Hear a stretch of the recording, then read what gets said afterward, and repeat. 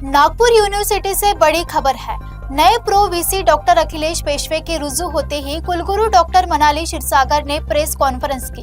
पत्रकारों के सवालों का जवाब देते हुए उन्होंने 31 मई तक परीक्षाएं निपटाने और 1 महीने में रिजल्ट देने का बड़ा ऐलान किया है। नागपुर यूनिवर्सिटी में नए प्रो वीसी डॉक्टर अखिलेश पेशवे के तुरंत रुजू होने के बाद परीक्षा व्यवस्था को लेकर बड़ा रोड मैप तैयार किया गया है। प्रेस कॉन्फ्रेंस में कुलगुरु डॉक्टर मनाली क्षीरसागर ने पत्रकारों के सभी सवालों के जवाब दिए। उन्होंने बताया कि भीषण गर्मी को देखते हुए 31 मई तक सभी धूपकालीन परीक्षाएं समाप्त करने का लक्ष्य है, जिसका रिजल्ट ठीक 1 महीने के भीतर घोषित कर दिया जाएगा। छात्रों की सुविधा के लिए अगले साल परीक्षा केंद्रों की संख्या बढ़ाकर 250 की जाएगी। अब पेपर लीक रोकने के लिए ऑफलाइन की बजाय परीक्षा से ठीक पहले डिजिटल माध्यम से एक क्लिक पर सीधे सेंटर को पेपर भेजा जा रहा है। म्हणजे आपल्या सगळ्यांना फार जी उत्सुकता होती आणि आपण इतके वाट बघत होता, तसे आमचे पेशवे सर आता रुजू झाले आहेत कुलगुरू म्हणून। त्यांचे आपण सगळे स्वागत करूयात टाळ्या वाजवून। शब्दसुमनांनी आणि फुलांनी आम्ही केलं आहे स्वागत। आणि दुसरा मुद्दा म्हणजे आता उन्हाळी परीक्षेच्या अनुषंगाने पुन्हा आपल्याला अपडेट द्यावं, म्हणजे फर्स्ट हँड अपडेट, ज्याच्यावर माझा फार जास्त विश्वास आहे।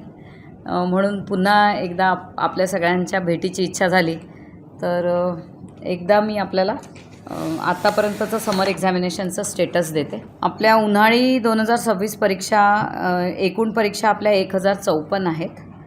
त्यापैकी आपण 38 परीक्षांचे निकाल घोषित केले आहेत आणि ते 1 महिन्याच्या आतच्या मर्यादेनुसारच आपण केले आहेत। निकाल प्रक्रिया तपासणी कार्य सुरू आहे असे म्हणजे अंडर प्रोसेस 15 रिझल्ट्स आहेत आपले।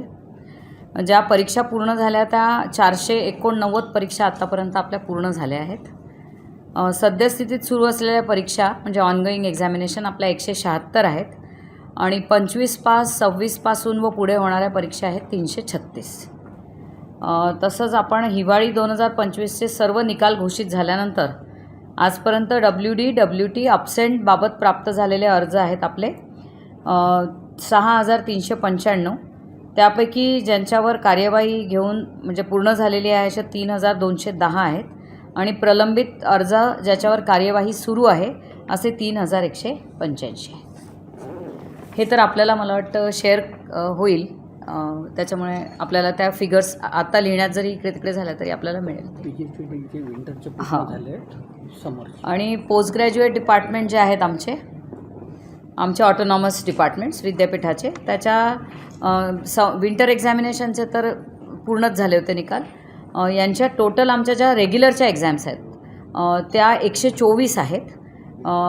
ज्या एक स्टुडंट म्हणजे सप्लिमेंटरीच्या एक्झाम्स आहेत त्या 108 आहेत। म्हणजे अशा दोन्ही मिळून आमच्या विद्यापीठाच्या विभागांच्या 232 परीक्षा आहेत। त्याच्यापैकी आत्तापर्यंत आमचे 48 निकाल जाहीर झाले आहेत आणि ते 30 दिवस वगैरे नाही, ते आम्ही 8 ते 10 दिवसातच निकाल आम्ही जाहीर केले आहेत। तर असे 48 आहेत आणि जे निकाल सध्या प्रोसेसिंगमध्ये आहेत असे 26 आहेत।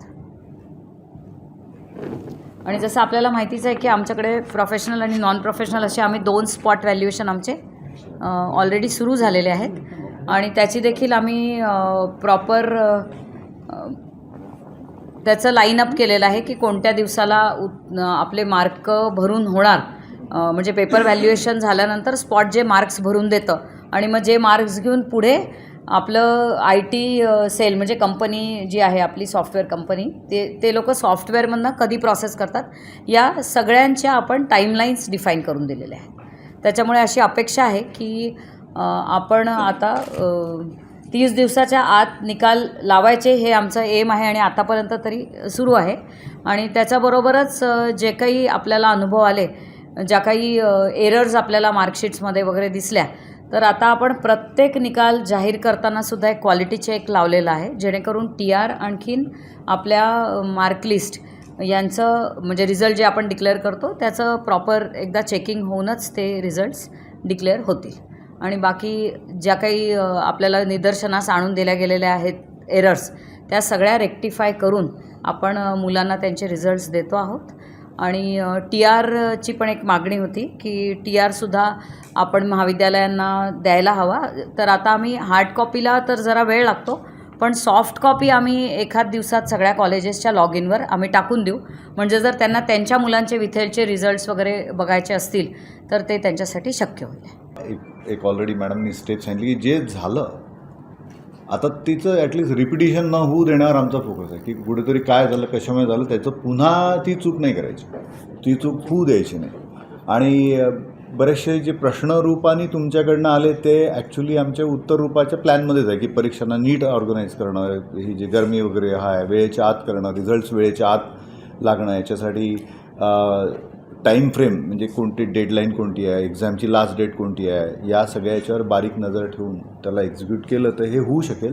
टफ आहे आणि म्हणजे विद्यार्थी आणि पेरेंट्सला त्रास होतो आहे, पण शेवटी हे त्यांच्या फ्युचरसाठीच करतं. म्हणजे आपलं इथलं विद्यापीठाचं किंवा कोणाचं असं इंटेंशन नहीं रहा कि यार काहीतरी त्रास देऊ कोणाला. कुल मिलकर नागपुर यूनिवर्सिटी अब परीक्षाओं को जल्दी और समय पर पूरा करने के लिए पूरी रफ्तार से काम कर रही है. 31 मई तक पेपर खत्म होने और 1 महीने में रिजल्ट आने से छात्रों का नया सेशन समय पर शुरू हो सकेगा, जिससे उनका साल खराब नहीं होगा.